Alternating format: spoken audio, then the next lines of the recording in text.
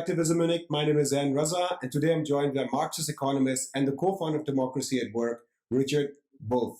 Richard, this interview will be in English, but let me greet you in German. Wie geht's? Guten Tag. Es geht mir ganz gut und ich freue mich, dass ich ein bisschen auf Deutsch auch sprechen kann.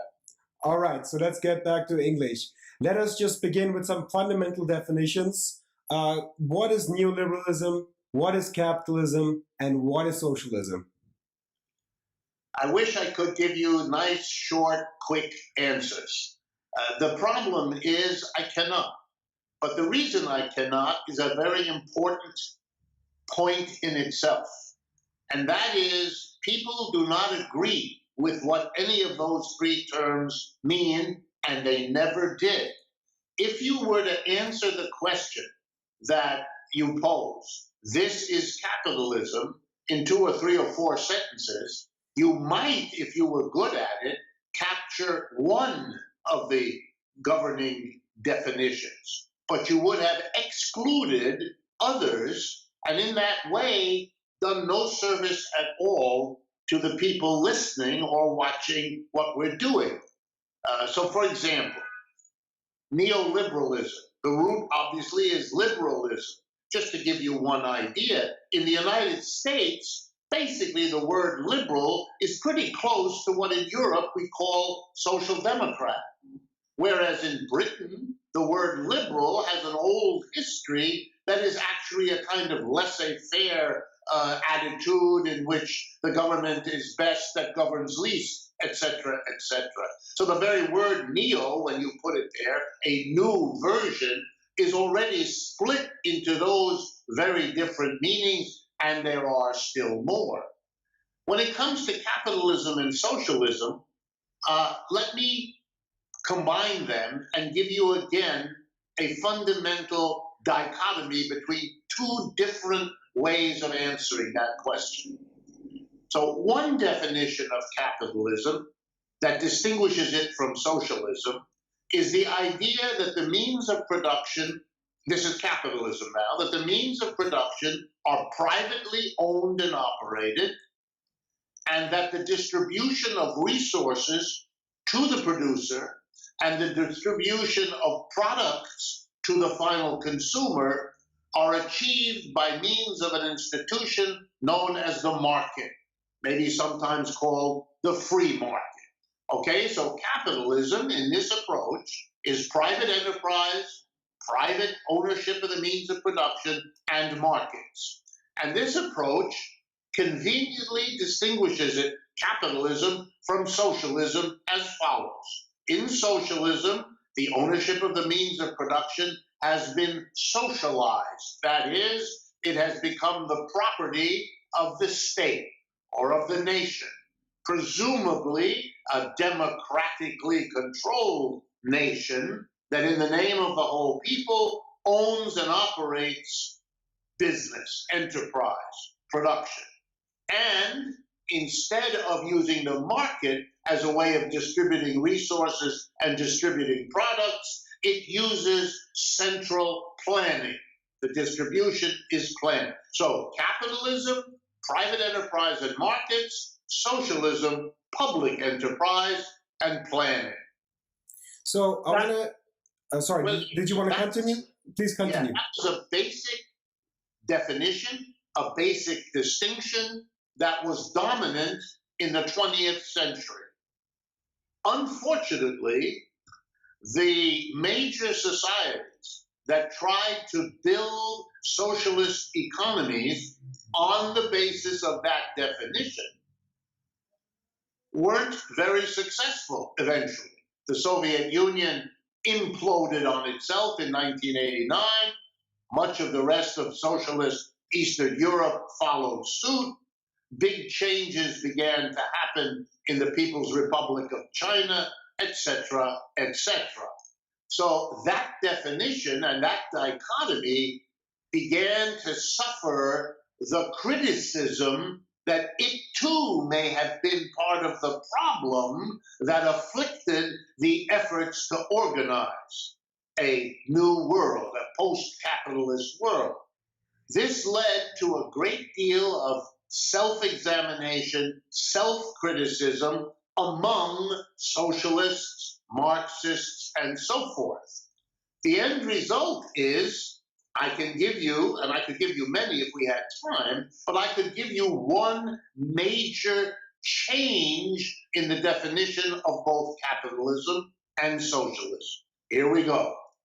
That capitalism is not primarily about public versus state or about market versus plan. And the reason for this becomes clear in this view. Markets have existed long before we had capitalism. In the American South, which we all call a slave system, there was buying and selling of slaves. There was buying and selling of cotton. In other words, markets do not distinguish capitalism from something else. Likewise, planning exists everywhere. All governments plan, all large corporations plan, all small corporations plan.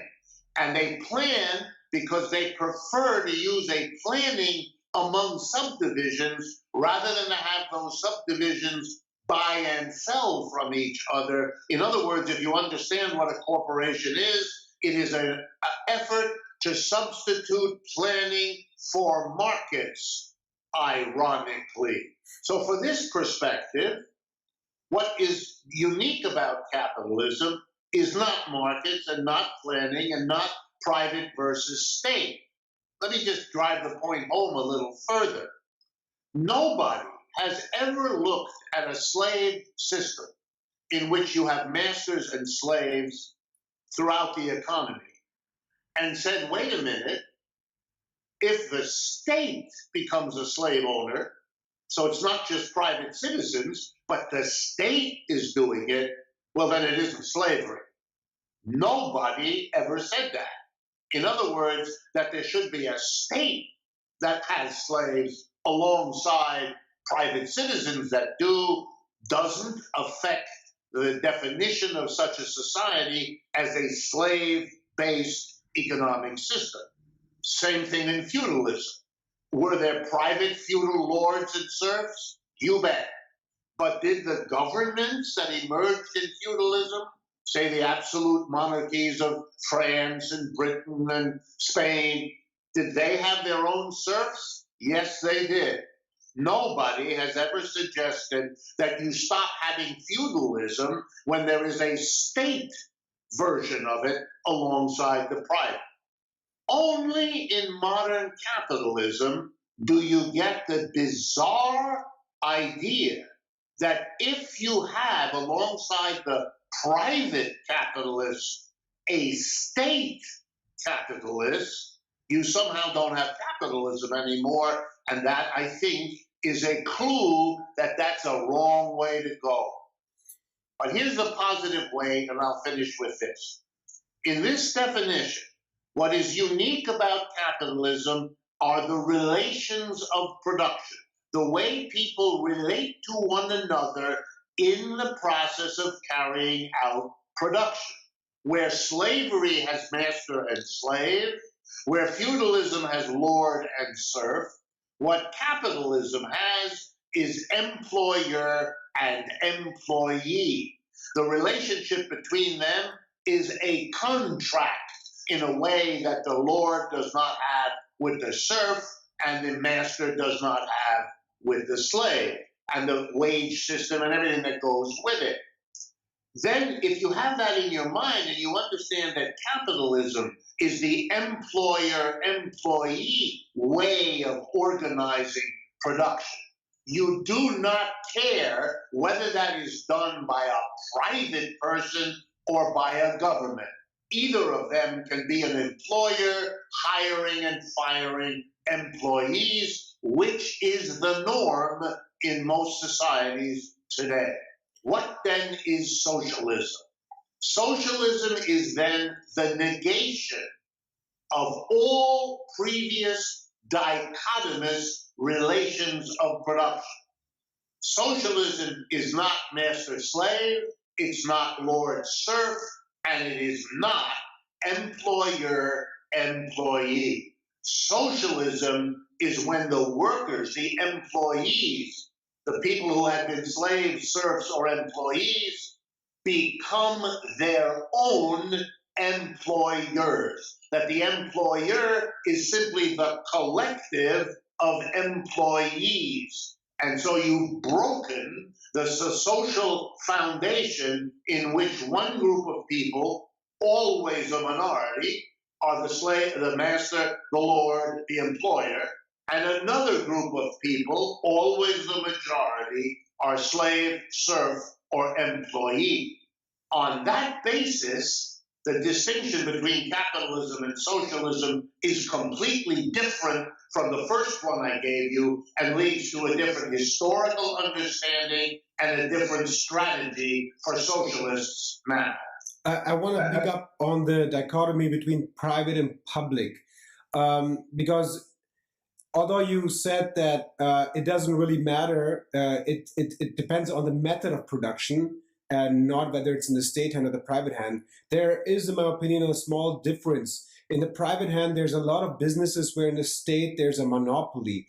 At least the argument is that in the private hands, when it's in the free market, there's more free will. People can choose to buy which products, they can choose to go to which company they want, and the market kind of decides it. For example, if there's one company that's not taking care of health standards, and it's not in its products, it's not taking into account, the consumers will vote it out in favor for somebody who is. So somehow there's an evolutionary progress in the market, whereas in the public hand, when there's a monopoly on certain products and services, this evolutionary process does not take into force. So what is your counter argument to this dichotomy? I'm mystified by it. If you don't like what the government is doing, you have usually a constitutional right to vote those people out. If you don't like what the employer's doing, you have no such right. You have no voting power. If you're a worker in a capitalist system and you don't like what the capitalist is doing to you, here's what you have. You have the freedom to leave that job and go work for another capitalist who will likely treat you exactly in the same way. What kind of freedom is that? Real freedom would mean you have an option to not be an employee, which capitalism works very hard to deny you. So I find them different ways. Yes, if you don't like a product in capitalism, you can go buy it from a competitor.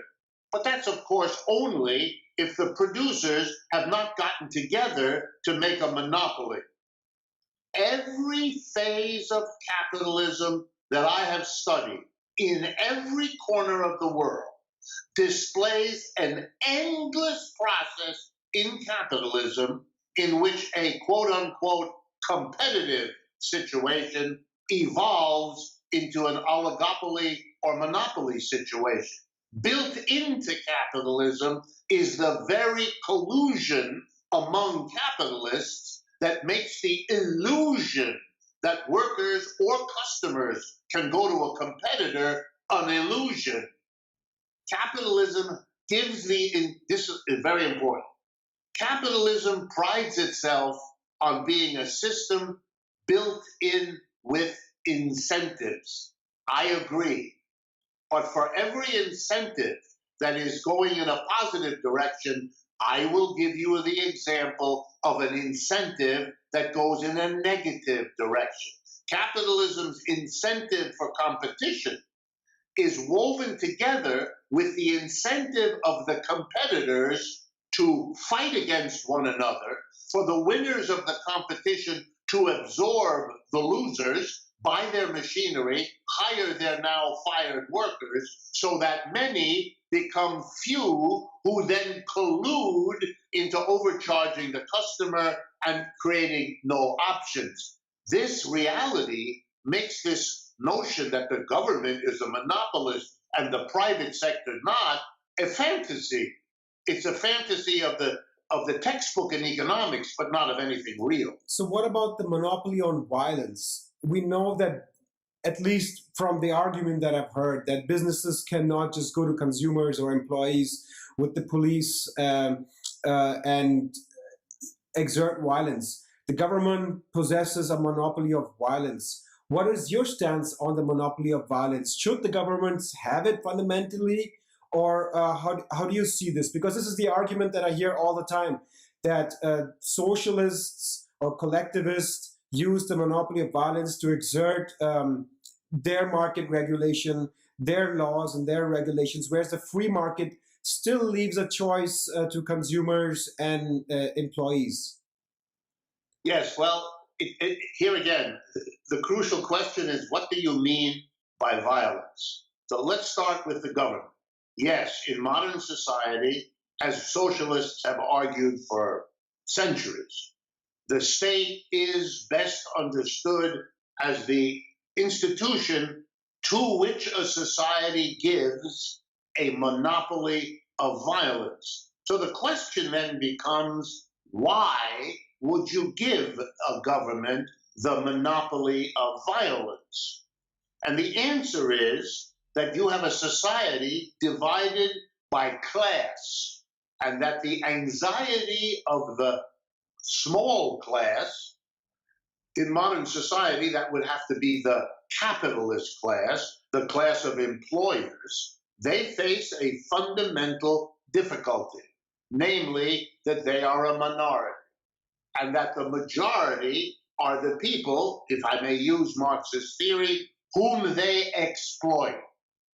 Therefore, there is always a danger that the exploited, being the majority, will use that fact to undo, to change, to deprive the minority of its accumulated wealth and power.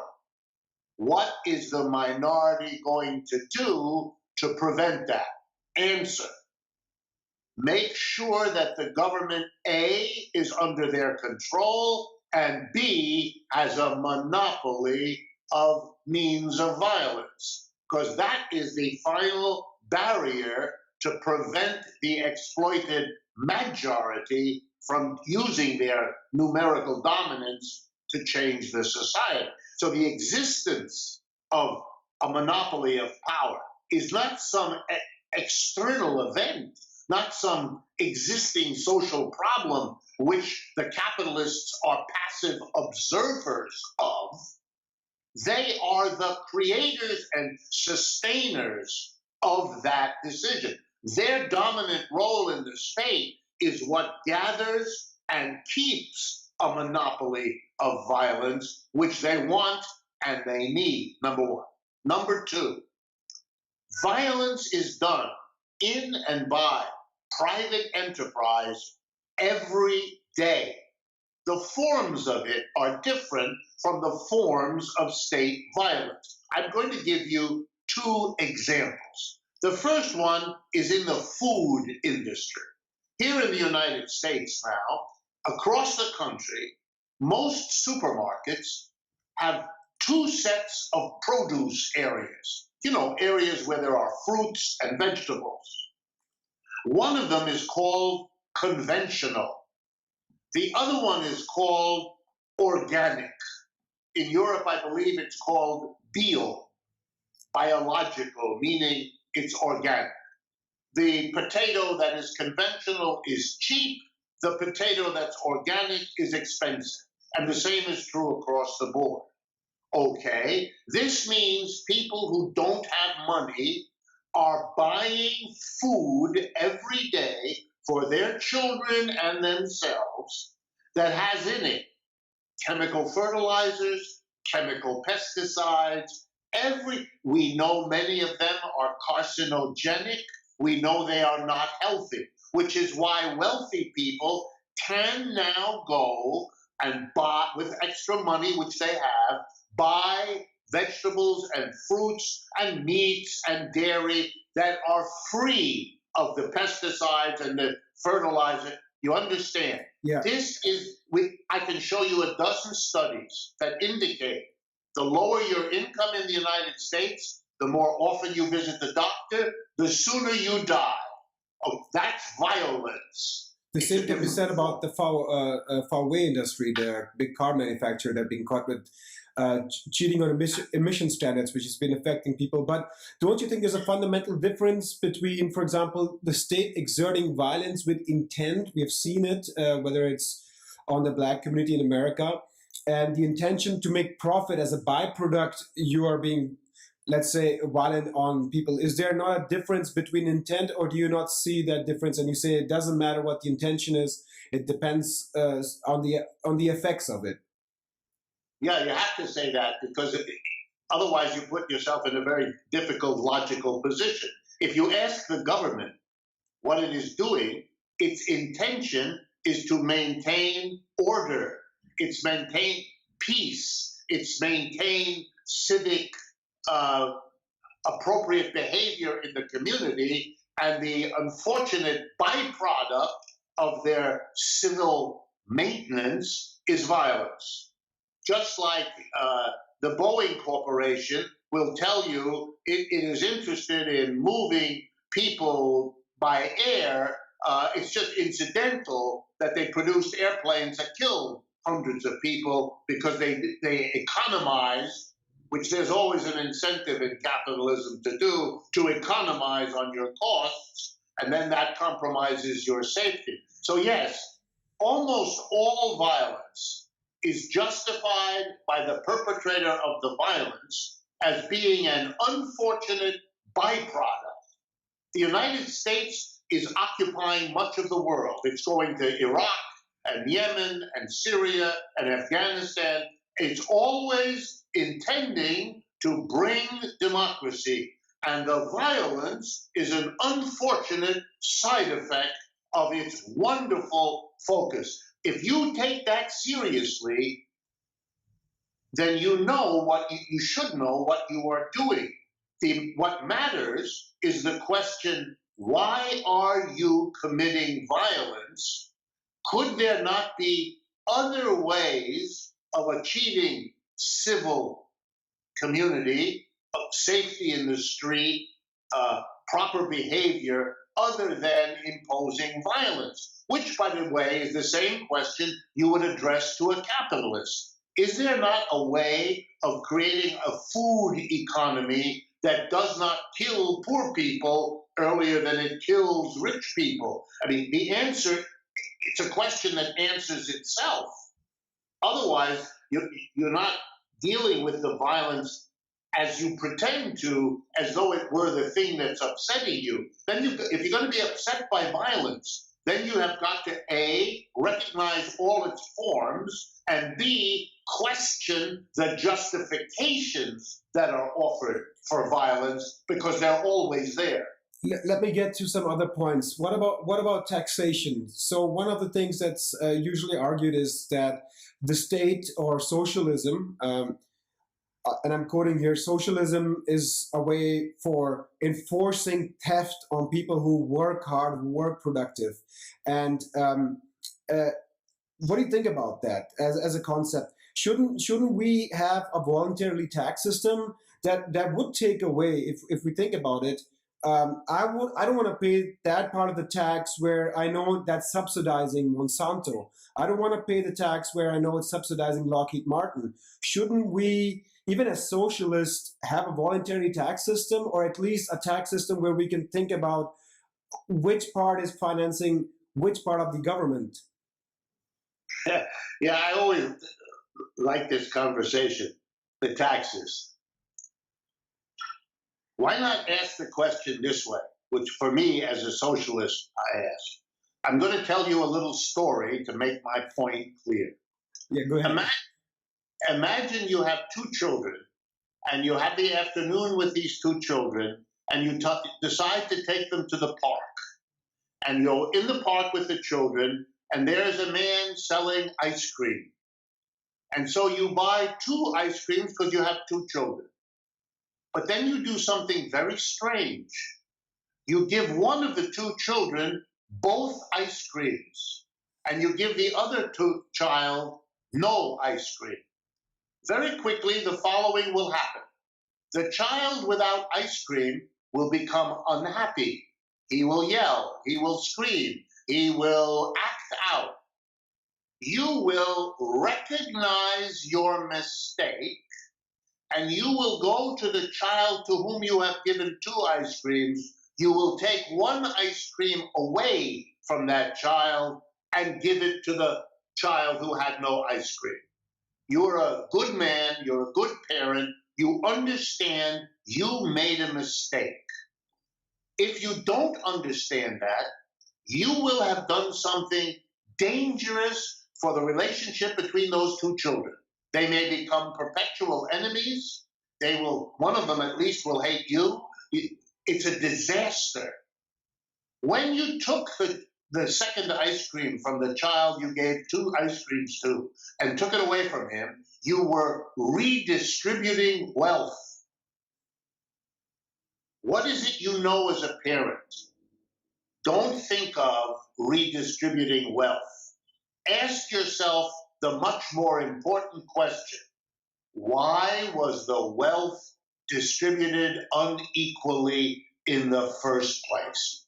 We live in capitalist societies that, first of all, give 10 ice creams to one person and no ice creams to the other.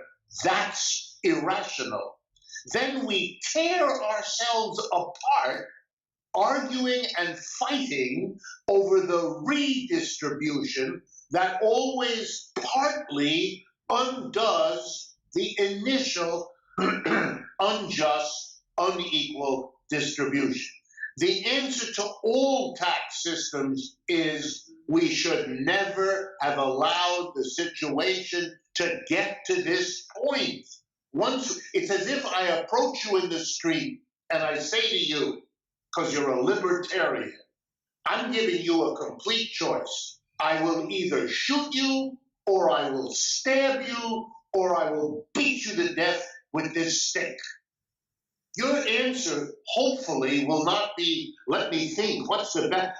Should I do stabbing?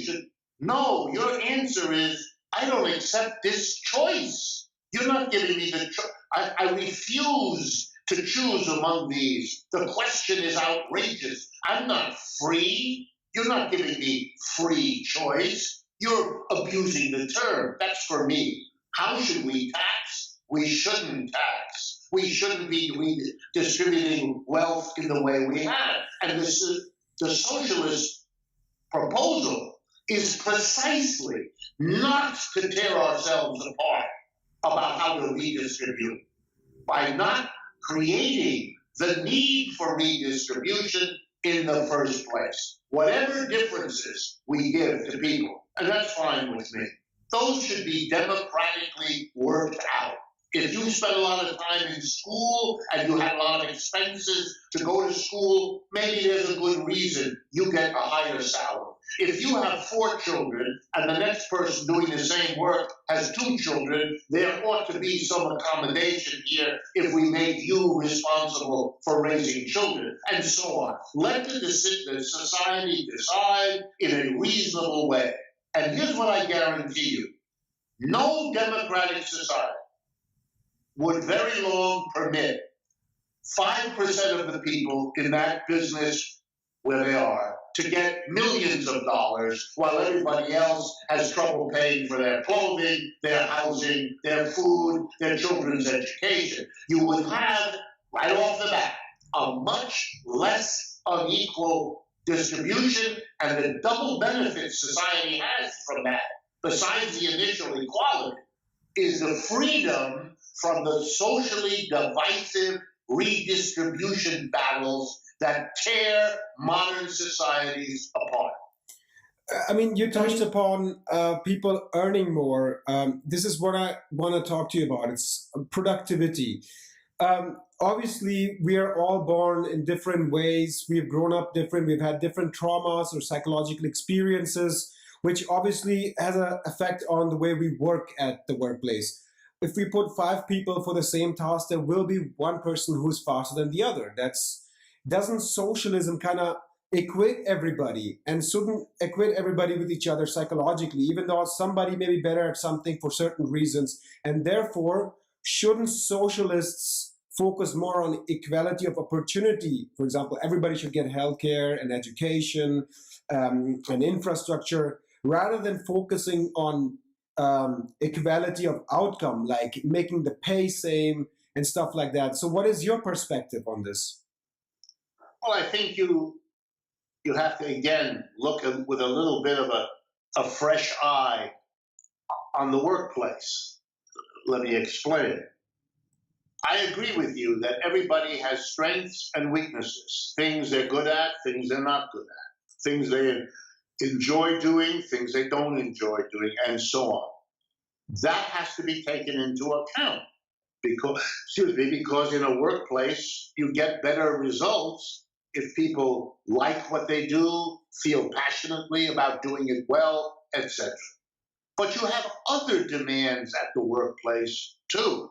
Education doesn't stop when you finish school. Education goes on all your life. So, for example, even if what you like is this particular work, and what you're passionate about is this particular work, if that's all you do all the time, your education is very different from a situation in which we rotate you. If you do different tasks that include things you're not good at least not yet, or you're not passionate about, at least not yet, you may discover, just as you did when you were young, that you've changed and that things you didn't know were exciting to you would become so. Just as you discover that something that was passionately interesting for you when you were 22 has less of a hold on you when you're 42, etc., etc. So I also believe in democracy, which means everybody has some kind of quote-unquote equal voice or equal say. But we can't have that work if you're doing the same specific task all the time. For example, if we need some people to have more authority in the workplace than others, we run the risk that they will abuse that authority. So one of the ways we can deal with that is we can make sure that everybody who has authority sometimes is also under the authority of somebody else at other times. It'll make you a more wise person in authority. It'll make you remember when you're in authority what it was like to be under authority. So I believe in the socialist transformation of the workplace. We rotate every function. We make people play all the different roles because it better equips them to make the right decision for the collectivity.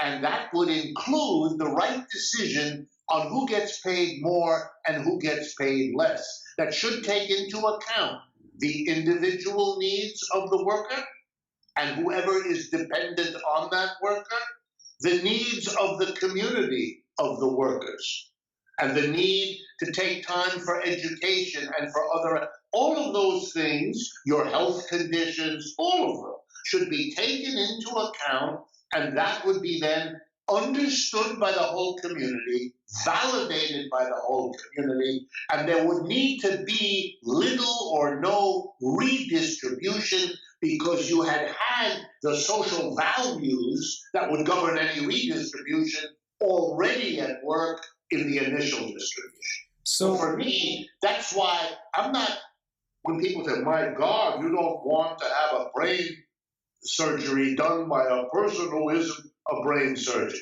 You know what the truth is? Yeah, I'd like that person to know about brain surgery, but I'd also like them to be a warm and caring human being. I would also like them to take into account my state of mind. I also want them to deal with my spouse who's anxiety-ridden about. I want a person who has lots of different skills. I don't want some mechanical genius who's learned how to cut my brain. That is not what I need. And so I need that brain surgeon to have did a lot of other things, and et cetera, et cetera.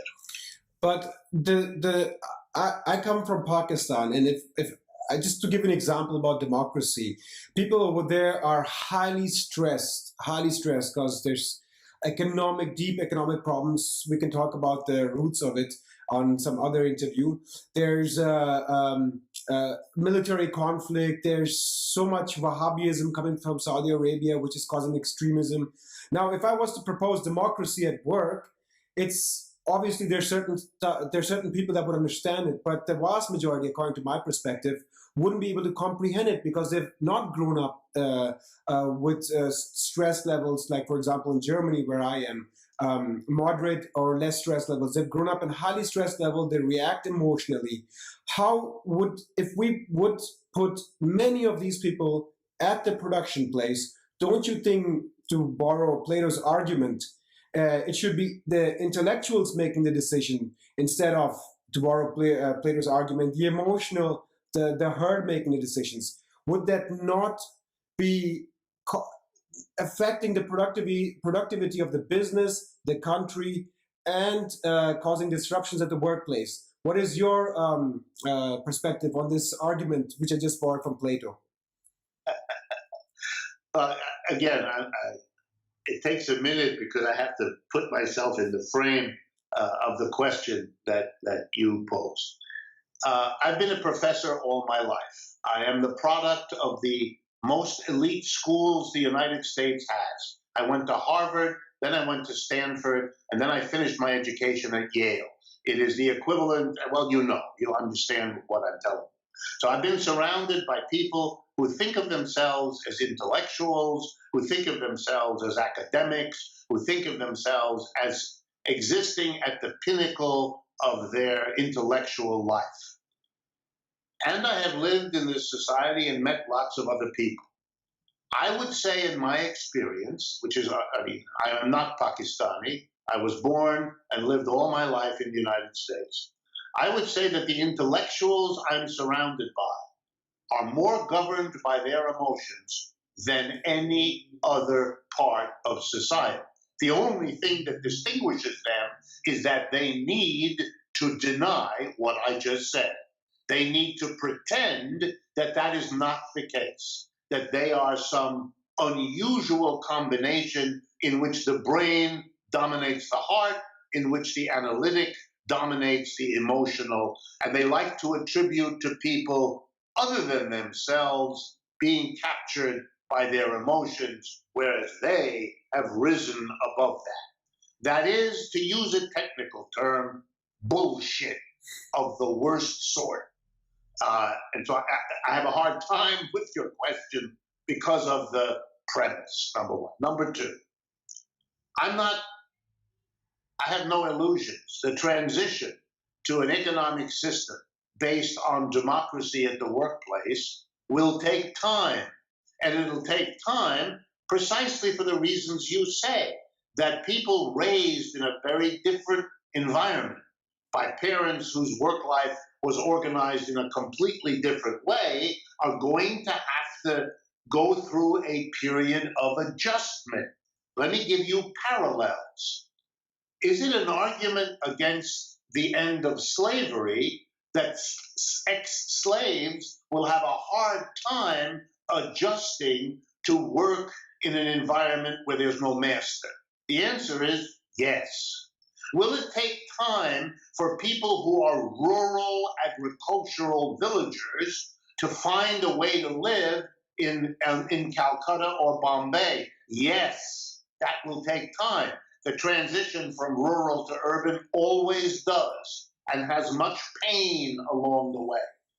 But it's not an argument for people to stay in the village, and it's not an argument for people to become or to stay as slaves. It is something you do because it moves your society forward without the illusion that suddenly all your problems will disappear and nirvana will have arrived. I don't believe that. I believe that the hierarchical, unjust, and fundamentally undemocratic organization of the workplace, where in America, most work is done in corporations. Corporation is led by a board of directors, has 15 people on it. They make all the decisions. what to produce, how to produce, where to produce, what to do with the profits that everybody has helped to produce. That is an autocracy. It's an aristocracy. It is the negation. Every day from 9 in the morning till 5 in the evening, American workers are forced to accept a fundamentally anti-democratic situation. No wonder they don't find democracy an important concept, even when it comes to voting, because it's fraudulent. They're more affected by what happens at the workplace 5 days a week than what happens in the city or the government in Washington, which is a distant entity, barely understood. Their reality, their daily life, is the negation of democracy. For me, moving towards that, making it the explicit goal, making it the target, making the justificational arguments for it, is to move society forward. But I fully understand that there will be problems and difficulties. But I'm very confident that we will have, from the people who are doing it, the leaders emerging who will help make that transition. So you talked about we need time. So isn't that evidence for we need to act more reformistic instead of revolutionary, meaning that maybe something like a basic income should be implemented, which could take down stress levels and not have people have anxiety problems about filling the fridge? I've heard some statistic that 70% of Americans are thinking can't even don't even know if they can pay the bills for the next month, and it's probably even worse in Pakistan. It's not probably, it's worse in Pakistan. You have daily hunger and daily problems. Wouldn't like something like a reformistic initiative, like a basic income, provide the basis on which then we can have a revolutionary democracy, which you, I think, advocate? What do you think about this? Well, again, I hate to be doing this each time, but let me problematize your premise and your question. First of all, I don't understand this reform or revolution. I immediately become very suspicious. Here's my suspicion, that when you say that, and I don't mean you personally, but when that is said, the hope is that they can convince you to be comfortable with the reform and to push the revolution into the background. We'll get to that later. The minute I hear that, first I reach into my wallet to make sure it's still there, because I have a feeling the next step of this person will be to snatch my money. But you got to take into account political realities. You know, I was just thinking along those lines. I don't think that those are the political realities. I don't think. Let me be as stark with you as I can. Without a revolution, no reform is ever secure. Every reform that I could point to, let me give you a concrete example. In the depths of the Great Depression of the 1930s, there was a struggle between people who said they were for reform and people who said they were for revolution. We had a strong Communist Party in the United States. We had a strong Trotskyite Socialist Party, and they pushed for revolution. Okay, they lost. The reformers won. That's why you've heard of Franklin Roosevelt, but you haven't heard of the communists and the socialists. They got reforms. They got Social Security, unemployment compensation, government jobs, a minimum wage. Wonderful. They got the reforms. As soon as the war was over, the Depression was over, and the war was over, 1945, the two major parties, Republican and Democrat, collaborated and cooperated and took away 9/10 of those reforms. Why? Because they had the power to do so. And how did they get that power?